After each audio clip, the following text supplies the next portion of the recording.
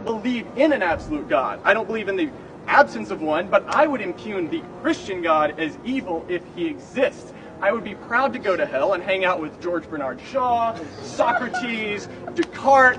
I would love to hang out with Aristotle, Plato. The list goes on and on and on of the people I'll be chilling in a really warm hot tub with, okay? I reject the Christian God on the basis that he is a child murderer. All right. So in light of the fact that he sent his son, his only son, to bleed and die on a cross for you, don't you think you better go back and re-examine your assumption that he gives children smallpox? Assumption? Absolutely false.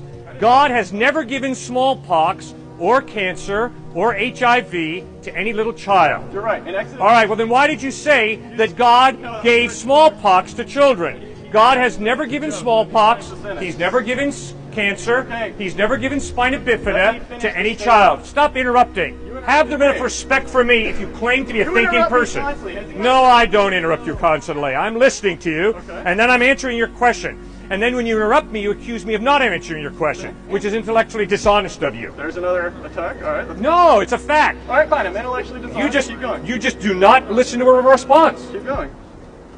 No, I'm finished now. Okay. Well, then your argument then is that Jesus washes God's hand. And by the way, when I was going to say you're right, that was to make a joke that he skipped smallpox altogether in Exodus and just killed them. I don't like your sense of humor, so keep making your point. Okay? I know you don't, because it impugns God.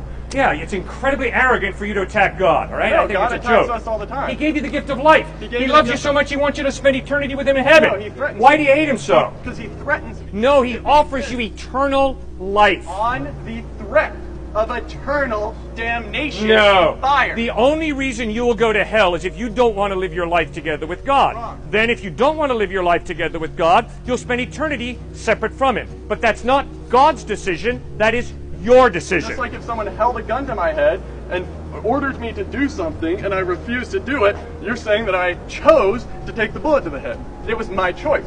Am I choosing? Would anyone here choose, be like, oh yeah, hell sounds great, I want to burn for eternity? No, that's a forced choice. That is what we call coercion. It's a coerced choice because it's not just carrot. You harp on carrot all day, but there's a giant flaming stick called hell. It is not a carrot. It is called growing up. Ah. Guess what? If you guys party, you will flunk. Not because they've threatened you, but because there are standards. And you fell short of the standards, you didn't study, you partied, you flunk. Part of growing up means, part of becoming a mature adult means, that you begin to grapple with the fact that there are consequences of your decisions. Oh my gosh. What horrible news. You're free to decide to do whatever you want to do, but you're not free to escape the consequences of your decisions. So if you choose to spend your life separate from God, you will spend eternity separate from God. The Bible calls that hell.